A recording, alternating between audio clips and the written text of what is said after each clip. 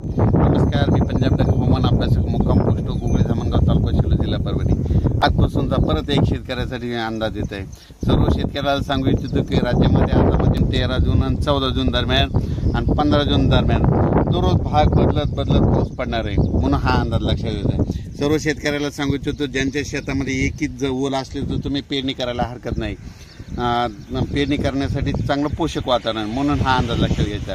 आणि परत एक शेतकऱ्याला सांगतो की म्हणजे आता सध्या खंड वगैरे काही नाही, उगं घाबरू नका। काय होणार आहे, राज्यात पाऊस पडणार आहे, 20-22 जूनपर्यंत पाऊस पडणार आहे। आज या तालुक्यात पडणार आहे, उद्या दुसऱ्या तालुक्यात पडणार आहे, म्हणून हा अंदाज लक्षात घ्यायचा। सर्व शेतकऱ्याला सांगितलं की राज्यामध्ये फक्त 15, 16 आणि 17 जून दरम्यान थोडी उघाड राहणार आहे, पण विदर्भात मात्र पाऊस पडणार आहे, म्हणून हा अंदाज लक्षात घ्यायचा। एकंदरीत राज्यात परिस्थिती बघितली तर राज्यामध्ये पश्चिम महाराष्ट्र, मराठवाडा आणि तसेच या भागामध्ये 12 जून, 13 जून, 14 जून, 15 जून दरम्यान ओढे नाले वाहतील तसा आणखीन एक पाऊस पडणार आहे। काही ठिकाणी वाहुणी पडणार आहे, मुसळधार, कुठं रिमझिम, कुठं पेंडवालता पाऊस पडणार आहे, म्हणून हा अंदाज लक्षात घ्या।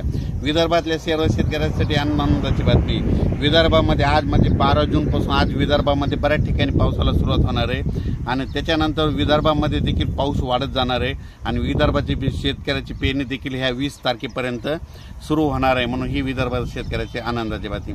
परत एक राज्यातील सर्व विभागावाईज घेतलं तर सर्वात पूर्व विदर्भात आज मनपासून पूर्व विदर्भामध्ये पावसाला बऱ्याच ठिकाणी सुरुवात होणार आहे। त्याच्यानंतर पश्चिमेद्वारा देखील 12 जून ते 22 जून दरम्यान दररोज भाग बदलत पाऊस पडणार आहे, म्हणून हा अंदाज लक्षात घ्यायचा। आणि त्याच्यानंतर मराठवाड्यातील देखील सर्व शेतकऱ्याला सांगू इच्छितो की म्हणजे 12, 13, 14 जूनपर्यंत दररोज वेगवेगळ्या भागात पाऊस पडणार आहे आणि एकच ओल असले तर पेरणी करायला हरकत नाही, म्हणून हा अंदाज लक्षात घ्यायचा। ओल जर नसले तर पेरणीचा निर्णय घेऊ नये, म्हणून हे देखील लक्षात घ्यायचं।